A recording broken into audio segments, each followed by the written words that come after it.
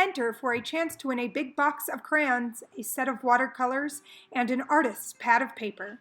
Send pictures to refrigerator123@gmail.com. Every picture is an entry, so the more pictures you send, the more of a chance you have to win. Hi everyone, welcome back to the refrigerator. Today's special guest reader is my friend Kimmi, reading from her refrigerator in Florida. Back to the refrigerator. I'm Kimmi, and today I'm going to be reading A is for Audra, Broadway's Leading Ladies from A to Z. This book is all about the ladies who perform on Broadway. So on Broadway, if you don't already know, there are live musicals and live plays that are performed by actors in front of an audience. So this book is the ABCs of Broadway's Leading Ladies. It was written by John Robert Alman and illustrated by Peter Emmerich. A is for Audra. A is for Audra, who awes and amazes. With each line and note, all the critics sing praises. B is for Barbara, and Barbara too, both versatile vocalists equaled by few. C is for Christine's crystal clear intonations, for which she's won Tonys and standing ovations. D is for Dolly, that devious dame, played by Carol, Pearl, and Bet, and too many to name.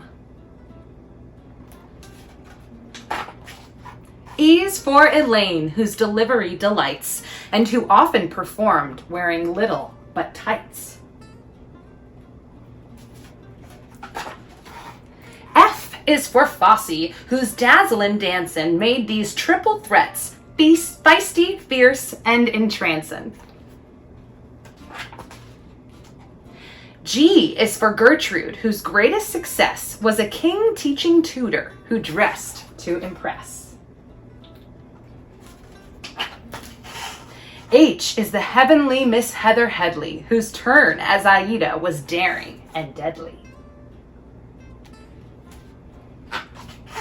I's for Idina, whose vocals you'll know from Wicked or Rent or from Letting It Go.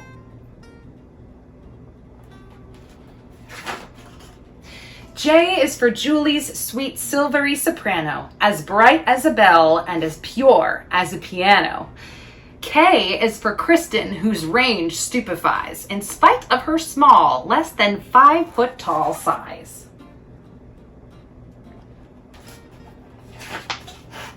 L is for Leah, the voice of Mulan, who broke Broadway's hearts as the first Miss Saigon.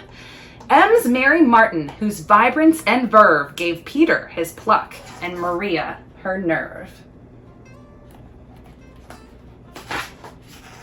N's for Nell Carter, who had Broadway Raven when she crooned Fats Waller in Ain't Misbehavin'.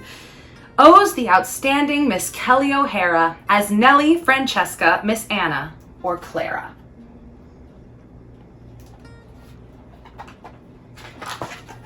P is for Patty, whose belt, big and brassy, made Eva so mighty and Reno so sassy.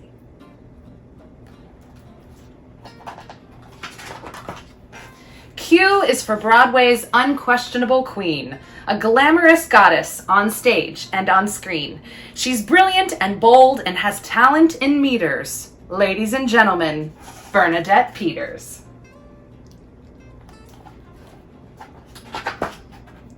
R is for Rose, Broadway's maddest of mothers, in show-stopping turns by Miss Merman and others.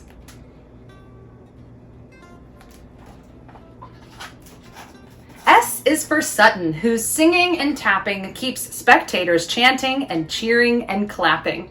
It's also for Sondheim, who wrote these plum parts for women with substance, with strength, and with smarts.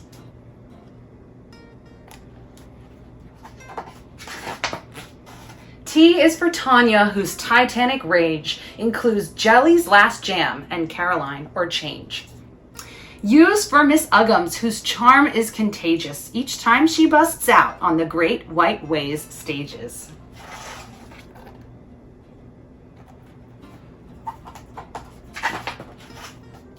V is for Victoria, whose voice operatic makes any score soar, whether light or dramatic. W's the wondrous Miss Lilius White, whose riffs, runs, and scats sound so wonderfully right.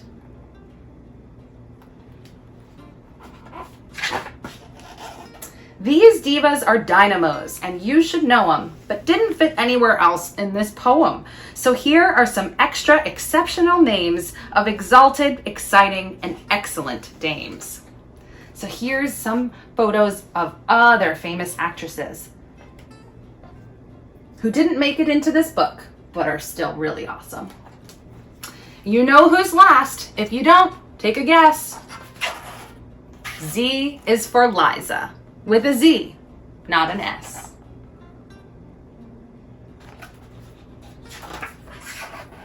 And here's a list of all of those famous actresses and the shows that they were in. Look, there's so many, and there's even so many more who weren't even mentioned in this book. So, since all of these actresses perform on a stage, I thought it might be fun to draw a stage together. So, you can get a piece of paper. I have a trusty whiteboard, and I'm going to paint this horizontally, okay? So, the first thing we're going to start with is kind of like a trapezoid, okay? So you're going to start halfway down through your paper or whatever you're drawing on, and you're going to draw a diagonal line.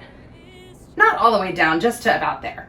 Then you're going to draw another line all the way across, and then mirror that on the other side.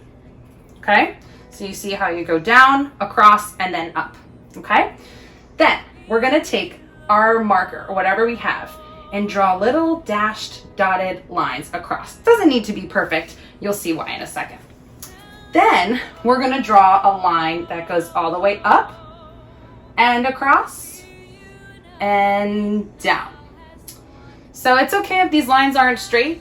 If you want to make them straight, you can, but it's also okay if they're not. Then we're going to draw, this one definitely doesn't need to be straight. We're going to draw a squiggly line across the top there. Okay? So you might start to see, if you're using your imagination, that this is the beginnings of a stage. Okay? We have a curtain. We have the stage. We have this little fun trapezoid looking thing is actually called an apron.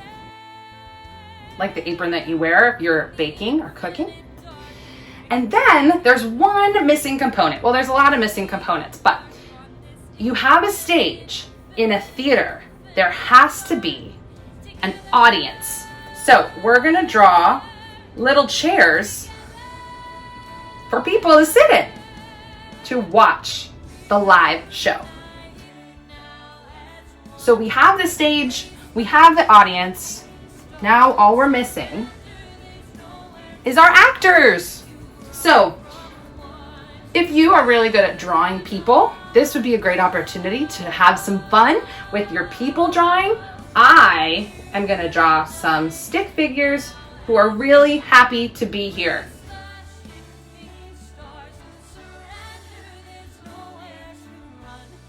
All right, so we have our stage with our curtain, some lights, some actors, and an audience. It looks like we're ready to put on a show. What story will you tell? Enter for a chance to win a big box of crayons, a set of watercolors, and an artist's pad of paper. Send pictures to refrigerator123@gmail.com. Every picture is an entry, so the more pictures you send, the more of a chance you have to win. Do you feel alone? Greater forces taking hold, losing all control. Are you afraid? The future is changing, rearranging atmospheres are forcing you